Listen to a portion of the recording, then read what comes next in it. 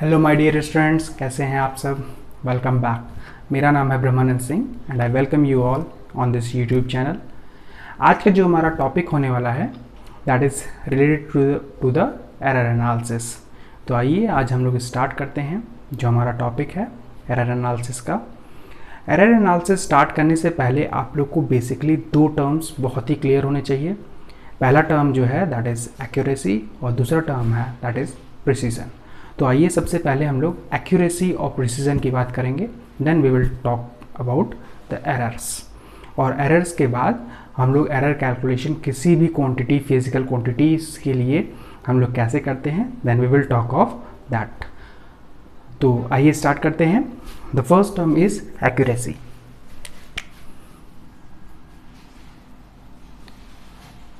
तो एक्यूरेसी जो है बेसिकली, देखिए हमारे पास जो मेज़रमेंट हम लोग कर रहे हैं, मेज़रमेंट में हमने देखा कि हमारे पास एक होगा pre defined standard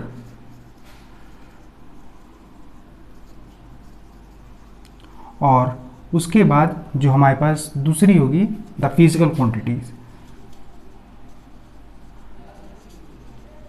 to be measured. जो हमारे पास फिजिकल क्वांटिटी है जिसको हम लोग को मेजर करना है। तो और मेजरमेंट जो predefined step, for example let us take 1 kg। अब जो हमारे पास इस साइड है शुगर है, I have to measure 1 kg of sugar. तो हो क्या रहा है इस प्रोसेस में, ये मेरे पास प्री डिफाइंड स्टैंडर्ड था और जब मैं मेजरमेंट करता हूँ फॉर एग्जांपल, तो देखते हैं बीम बैलेंस से कई बार जो हमारा वेट होता है वो ज़्यादा होता है than that of 1 kg। For example let us take you have 150 grams, या बोलूँ ग्राम्स, किलोग्राम्स। आपने ये मेज़र किया क्वांटिटी जो कि आपको शॉपकीपर ने दिया। तो अभी आप देख सकते हैं कि हमको मेज़र करना था 1 kg but we got 1.150 grams of sugar. तो this was the true value, या फिर इसी को हम लोग बोलते हैं एक्सपेक्टेड वैल्यू, जो कि हमको रिक्वायर्ड होती है। हमको 1 kg ऑफ शुगर चाहिए थी, so the weight of the sugar should be 1 kg और उसी को हम लोग एक्सपेक्टेड वैल्यू बोल रहे हैं। बट जो हमको मिली value that is called as measured value, this is called as measured value जो हमको ऑब्टेन हुई। अब देखिए दोनों के बीच में डिफरेंस है, डिफरेंस जो है between the true value and the measured value, इसी को हम लोग एरर बोल रहे थे। This is called as error. तो सबसे पहले हम लोग एरर की बात कर लेते हैं, the difference between the true value and the measured value. तो उसको हम लोग एरर बोल रहे हैं। एक्यूरेसी का अब मतलब हम लोग देखते हैं, जो हमारा डिवाइस है, इंस्ट्रूमेंट है, जिसकी हेल्प से हम लोग मेजरमेंट कर रहे हैं, वो हमको कितना क्लोज रीडिंग दे रही है। That means the difference between the true value and the measured value should be least possible. हम कभी नहीं चाहते कि ट्रू वैल्यू और मेजर्ड वैल्यूज़ में कोई डिफरेंस हो, but due to the certain kind of errors in the measurement there is always going to be a difference between the true value and the measured value, जिसको हम लोग error से represent कर रहे हैं। तो जो हमारा इंस्ट्रूमेंट मेजरमेंट कर रहा है, how close it is to the true value, that is defined by the accuracy. तो एक्यूरेसी हमको डिफाइन करता है कि हम जो मेजरमेंट कर रहे हैं वो ट्रू वैल्यू या एक्सपेक्टेड वैल्यू की कितना क्लोज है। तो हमारा जो इंस्ट्रूमेंट है अगर वो एकदम एग्जैक्टली दे रहा है, मान लीजिए एक इंस्ट्रूमेंट से आपको ये रीडिंग मिली और दूसरे इंस्ट्रूमेंट से आपको ये रीडिंग मिली, so this is the second instrument, this is the first instrument. तो आप देख रहे हैं कि यहाँ पे जो हमारे पास जो सेकेंड इंस्ट्रूमेंट की वैल्यू है that is closer to the expected value या फिर ट्रू वैल्यू, तो हम बोलते हैं कि this instrument, this second instrument is more accurate than that of first instrument. तो जितना ही हमारे पास जो मेजर्ड वैल्यू है वो close to the true value होगी, उतना ही मैं बोलूँगा that measurement is highly accurate. तो हमारे पास जो कंडीशन है कि हमारी जो मेजर्ड वैल्यू होनी चाहिए वो ट्रू वैल्यू के इक्वल्स टू होनी चाहिए, वो कौन सेटिस्फाई करता है, वो कौन हमको बताता है, that is defined by the accuracy. अभी हम लोग बात कर लेते हैं एक्यूरेसी की डेफिनेशन की। तो यहाँ पे देखिए जैसे लिखा हुआ, the extent to which the measured value और observe value is close to, ये वर्ड बहुत इंपॉर्टेंट है, close to the true value और of the physical quantity is called as its accuracy. तो हमारा जो मेजर्ड वैल्यू है या ऑब्जर्व वैल्यू है वो ट्रू वैल्यू के जितना क्लोज होगा, that means that is highly accurate. So this is the definition of accuracy. You can pause the video and note it down. जो नेक्स्ट टर्म हम लोग को देखना है दैट इज प्रिसीजन। प्रिसीजन जैसा कि अभी हमने एक्यूरेसी देखा, accuracy is basically difference between the true value and the measured value. जो डिफरेंस आ रहा है that should be least possible, तो हम लोग उसको बोलेंगे एक्यूरेट। बट कभी भी जब हम लोग मेजरमेंट लेते हैं, लैब में आप लोग ने मेजरमेंट लिया होगा, so one measurement you take several times, जिससे कि हम लोग जो एरर्स हो रही हैं उसको मिनिमाइज करने की कोशिश करते हैं। कई बार हो सकता है आपके पास पॉजिटिव एरर आए, कई बार हो सकता है नेगेटिव एरर आए। So when we take several number of readings, तो उससे होता क्या है कि जो हमारे पास पॉजिटिव एरर है और किसी रीडिंग में अगर नेगेटिव एरर आ रही है तो they will cancel out each other and will result in a precise accurate value. वहीं पे जब हम लोग सेवरल नंबर ऑफ रीडिंग्स ले रहे हैं तो वहाँ पे मेरे पास जो दूसरा टर्म आता है प्रिसीजन। तो जो हम लोग डिफरेंट रीडिंग्स ले रहे हैं वो हो सकता है कि बहुत ही क्लोज बाई हूँ। For example let us take the true value as 5 volt. तो आप कुछ रीडिंग ले रहे हैं तो कई बार हो सकता है that is measured as 4.9 volt, sometimes it may be measured as 4.8 volt, sometime it may be measured as 5.1 volt. लेकिन आपने 5 रीडिंग ली जिसमें में से आपके पास जो 3 रीडिंग आ रही हैं वो देखिए आपके पास आ रही हैं 4.9 वोल्ट्स। ये थी आपके पास true value. These all are measured value जो आपने मेजर की। उसमें में से देख रहे हैं हम कि जो मेजर्ड वैल्यू 4.9 वोल्ट है, this is measured value is repeating several times. तो इसी को हम लोग बोल रहे हैं प्रिसीजन। दैट मीन्स कि जो हमारे पास रीडिंग्स हम ले रहे हैं in a given experiment, several times जो रीडिंग्स ले रहे हैं that should be repeated again and again, तब हम बोलेंगे वो जो इंस्ट्रूमेंट है दैट इज प्रिसाइज इनफ। तो it defines the degree of closeness of two or more observed value या फिर measured value। जब हमारे पास क्लोज होती हैं, they are same or close, then we call it as the precise instrument।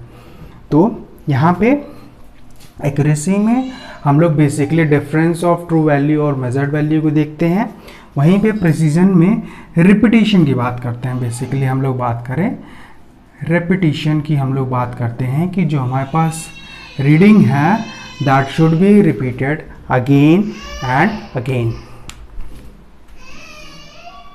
ये अभी हम लोग जो हमने 2 डेफिनेशंस की बात की उसकी हम लोग बात करते हैं bye the help of a figure.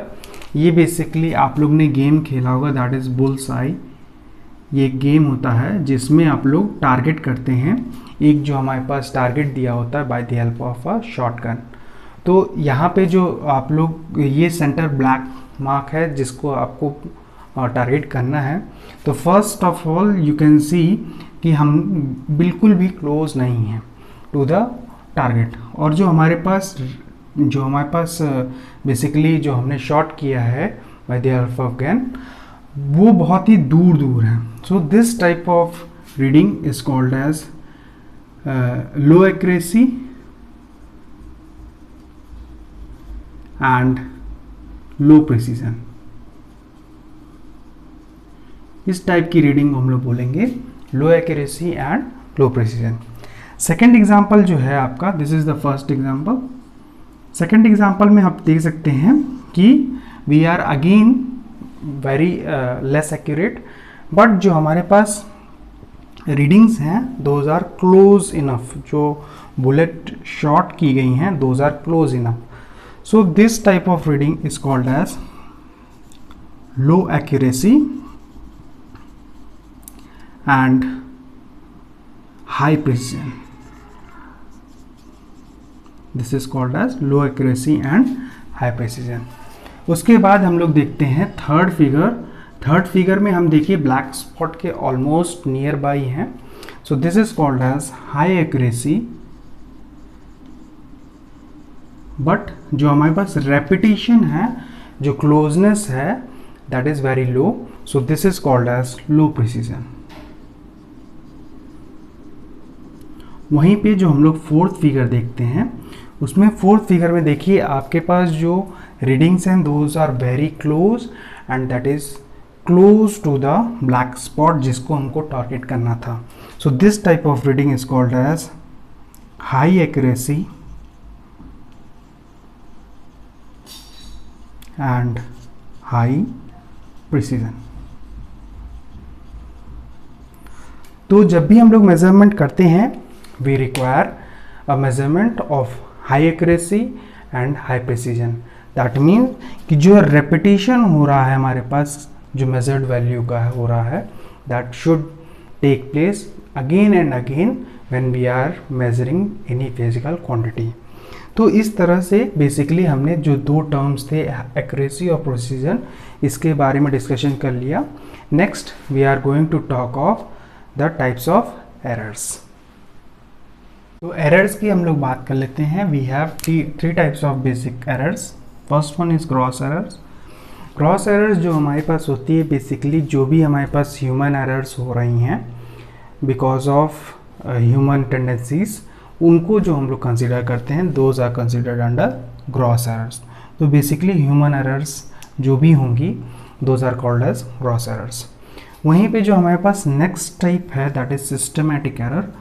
जो हमारे पास इंस्ट्रूमेंट्स हैं उसमें बेसिकली एरर आ रही है, किस वजह से आ रही है, या फिर ऑब्जर्वेशन की वजह से एरर आ रही है। जैसे ऑब्जर्वेशन एरर में सबसे पहले आप लोग ले सकते हैं पैरालैक्स एरर। ये जनरली आती है when we are trying to read any values at an certain angle. जैसे आपके पास कोई पॉइंटर है, for example let us take a pointer, और ये पॉइंट कर रहा है। So we should observe perpendicular to that of pointer. अगर मैं पॉइंटर से एक सर्टेन एंगल पे अगर मैं मेजर कर रहा हूँ, मैं जैसे मेरे ये मार्कर है that is making a certain angle with the pointer, तो अगर मैं चाहे इस साइड से और चाहे इस साइड से अगर इस पॉइंटर को मेज़र करने की कोशिश कर रहा हूँ, सो अगर मैं इस साइड से मेज़र करने की कोशिश कर रहा हूँ तो pointer will look like this. तो वो थोड़ा टिल्टेड दिखेगा, due to it causes some error. और अगर मैं दूसरे साइड से देखने की कोशिश कर रहा हूँ, so the pointer will look like this और it will create certain amount of errors. So that error is called as parallax error. वहीं पे इंस्ट्रूमेंटल एरर्स बेसिकली होता क्या है कि जब हमारा इंस्ट्रूमेंट बहुत ही लॉन्ग पीरियड ऑफ टाइम के लिए यूज़ होता है, so there are wear and tears in that particular instrument, या फिर एनवायरमेंटल फैक्टर की वजह से उसका जो उसका मटेरियल होता है वो ख़राब हो चुका होता है। सो इसकी वजह से जो एरर आ रही है that is called as instrumental error and environmental error. जो लास्ट है दैट इज़ कैलिब्रेशन। हमने स्टैंडर्ड इंस्ट्रूमेंट के साथ जो कैलिब्रेशन किया था, जो हमारा मेजरिंग इंस्ट्रूमेंट था, वो गलत हो गया था, उसकी वजह से जो एरर आ रहा है that is also considered under systematic error. और लास्ट जो है that is random error. Those errors whose sources are not known is called as random errors. तो इस तरह से हमारे पास 3 बेसिक टाइप ऑफ एरर्स हैं जो कि कंसिडर की जाती हैं। और एरर जैसा कि हम ऑलरेडी डिस्कस कर चुके हैं that is difference of true value and measured value, इसी को हम लोग बोल रहे हैं error. So you can pause the video and note it down. अभी देखते हैं हम लोग एब्सोल्यूट एरर क्या है मेरे पास। हमने टाइप्स ऑफ एरर की बात कर ली, अब हम लोग एरर एनालिसिस जो मैथमेटिकल एनालिसिस है उसकी तरफ बढ़ रहे हैं। तो सबसे पहले मुझे जानना है what is absolute error and what is relative error. तो सबसे पहले एब्सोल्यूट एरर की बात कर लेते हैं। तो हमारे पास एक वैल्यू होगी जो कि मेजर्ड वैल्यू होगी, MV से मैं डिनोट कर दे रहा हूँ, और एक वैल्यू जो होगी that is the true value. और ट्रू वैल्यू के प्लस माइनस में, या फिर आप इसको A कर लीजिए और this should be written as AA। जो A है दैट इज मेजर्ड वैल्यू और AA is called as actual value, या फिर इसी को हम लोग ट्रू वैल्यू या फिर एक्सपेक्टेड वैल्यू बोल रहे हैं। इसके कई नेम्स हैं, so what ever given in the numerical problem you can use that one. तो अभी इसमें कुछ न कुछ एक सर्टेन अमाउंट ऑफ एरर वो या तो ऐड हुई है या फिर सब्सट्रैक्ट हुई है, and that is represented by delta. This is delta A, sorry delta A.